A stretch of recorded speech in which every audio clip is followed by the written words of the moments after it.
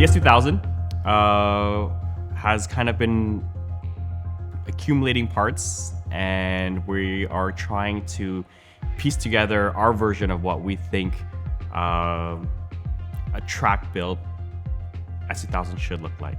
So all the parts are here. We are going to be putting it through not only the transformation in terms of the Aero, but also doing a color change. And that's how it kind of weaves into the services we offer here at the shop. A very important part of Kodawari is building these cars so that they can be enjoyed. And for us to be driving it through the seasons, for us to, be able to really enjoy the car, PPF has been a very integral part of that, I guess, protection for these vehicles. I think the few years that we've been working with STEK, we've been exposed to their unique fashion films that not only allow for us to protect the cars, but also aesthetically change the look of the car. And with this build in particular, we're really hoping to showcase how we are going to be doing that with the S2000. The S2000 is going to be wrapped in Dyno White, and we are going to be playing with some of the smoke PPF to really modify and change the look of the carbon to kind of fit within the theme that we're looking for. If I were to do this build 5 years ago, I would have painted the car, I would have had to get it PPF'd, and that would have incurred a cost that, would have probably doubled what we're looking at now, right? So now we're able to get the color change, get the protection all in one step. I've always appreciated the art and the craft of modifying cars where it really separates yourself from everyone else. You're able to really create something very special. Because when it comes to this type of look, this has been done many times before. The Swan Neck, the ASM parts, the Voltex parts, like these are nothing new. People have been building these cars like this with these parts for some time. And, although that has been done before, for us, at least at Kodawari, just very fine details in terms of tweaks here and there can really make a big difference. And that's what we're really hoping to showcase with not only the mashup of parts, but as well as how we execute it all together.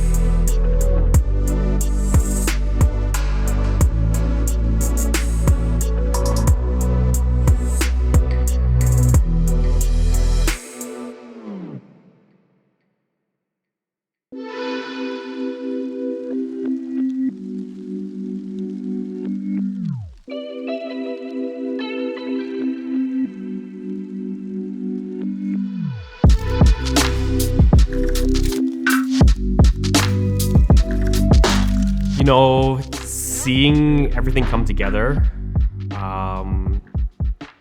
having the badges put on the front bumper and the trunk was very meaningful to myself, just because I've had this build envisioned in my head for, I would say, at least 3 years. Some of the parts have taken a really long time to arrive.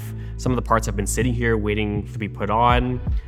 We actually didn't execute the whole build completely how we wanted to, because we're still waiting for the hardtop, which was a very big part of the transformation. So we had to kind of pivot there, because originally the hardtop and the center foil of the wing was supposed to be all the same color as the body, because we've really taken a lot of inspiration from how Porsche does their GT3s, and we kind of wanted to run with that.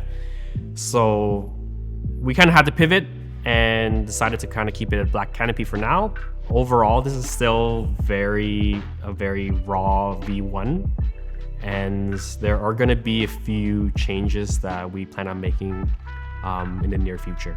Right. I think one of the biggest challenges we had to go through right away was just the sheer amount of disassembly required. When it comes to most of the PBF jobs that come through the shop, we're disassembling parts here and there to ensure like a cleaner install, less contamination, but nothing close to the sheer scope of what we had to do with the S2000. And that has reminded me that completing a project like this to the quality that we want to be able to execute, that role in itself is a very skilled role that we need to fill. It's not completely necessary for most services, but when it comes to doing a full color change, disassembling the entire car, being able to stay organized with the disassembly, also being able to put everything back together in a fashion that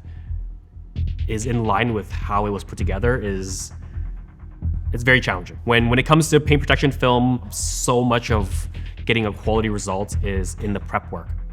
So something as simple as making sure that we got the rear gasket around the soft top removed, that in itself was almost like 6 hours of disassembly just for that one gasket. Whether or not there's a more effective way of doing it, there probably is, but there always is a risk of, if we didn't remove that seal, contamination could have poured back into the material, or we wouldn't have been able to get a clean result of tucking the film underneath the gasket itself. So the whole process of this build was, okay, traditionally most builds, you'd get these parts coming in raw fiberglass, and then you would get it painted and then put paint protection film on afterwards.